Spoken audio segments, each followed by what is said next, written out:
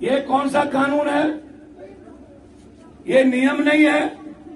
वो कब्रिस्तान हो या ना, सरकारी जमीन है ना।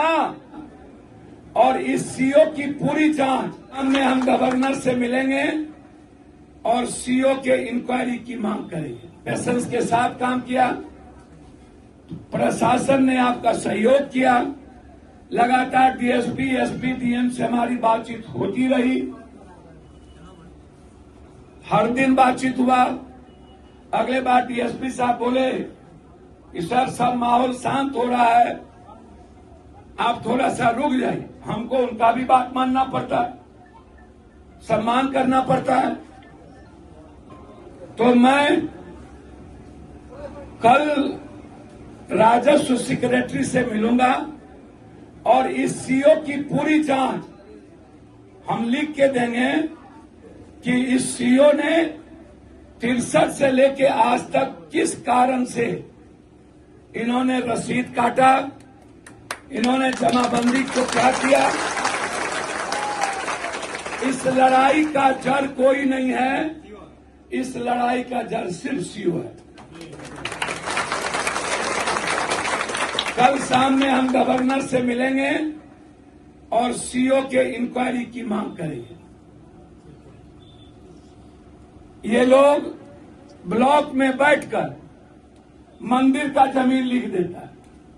सरकारी जमीन कभी किसी भी लॉ के मुताबिक गैर मजरूआ जमीन को सीओ किसी व्यक्ति के नाम से रसीद काट ही नहीं सकता। सरकार की जमीन कैसे काट देगा? ये कौन सा कानून है? ये नियम नहीं है। वो कब्रिस्तान हो या ना, सरकारी जमीन है ना। बोलन जाओ फिर आप तू कभी बोले। सरकारी जमीन जब है तो सरकार को तय करना है कि वो कब्रिस्तान में कितना जमीन है और कितना जमीन नहीं है। यदि जितना जमीन कब्रिस्तान में सरकार के द्वारा पहले से खाता के साथ, वो खेसरा के साथ दिया हुआ है, वो सरकार उसको माफी करके दे। और जो गैर मजरूआ सरकारी जमीन है, जो कब्रिस्तान में खेसरा के द्वारा नहीं है, आप उसको अपने पास रखिए। ये सीओ कौन होता है सरकार के जमीन को रजिस्ट्री करने, जमाबंदी करने का? इसीलिए भी सीओ ने पैसा लेकर के इस तरह के काम को किया है। हम इसकी इंक्वायरी जांच कराएंगे, हम आपको वादा करते हैं। जितना बड़ा ताकत हो, आप याद रखिएगा।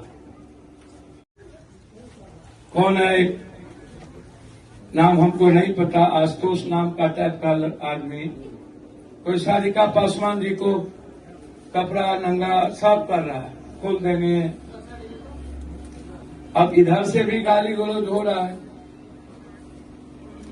हमने कहा नेता लोगों से, चुनाव लड़ने के लिए किसी समाज को, किसी परिवार को मां बहन मत करिए।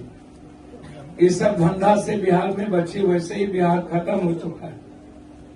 कब तक आप जात के आधार पर चुनाव लड़िएगा?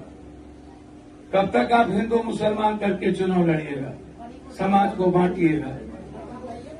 जब कोई छोटी बात होती है, वह किसी समाज के द्वारा नहीं होता है, किसी व्यक्ति के कारण कोई घटना घटित होती है, उसके स्वार्थ के कारण। इसमें ना तो कोई और समाज इन्वॉल्व है, ना तो दूसरा समाज इन्वॉल्व, ना सब समाज का जात इन्वॉल्व होता है। गलत आदमी हम हो सकते हैं, तो पूरा जादव को या पूरा भूमिहान को, ब्राह्मण को आप घड़ियाइए, पूरा जातिवादी सूचक शुरू हो जाता। जैसे उत्तर प्रदेश में एक पिछड़ा समाज का बेटा प्रवचन दे रहा था, प्रवचन में क्या किया, उसको नहीं देने दिया, माथा मुड़ा दिया, औरत के पेशाब छिड़क दिया, नाक रगड़वा दिया। ये 2 लोग 4 लाख लोग की जात नहीं किया, अब चुनाव लड़ने के लिए हम जाति को चिन्हित कर दें, फलना जात आज भी खराब है, तो सब खराब नहीं होता है, नहीं होता है। कोई एक महमूद खराब होगा, उसको आप सारे मियां को खराब कर दीजिए। कोई एक छुतारू ऋषि खराब होगा, पूरे दुसाध और ऋषिदेव को गरियाइए। तो कल से मैं देख रहा हूं, परसों से मैंने ट्वीट भी किया, और मैं नेताओं के आचरण से मुझे चिंता है।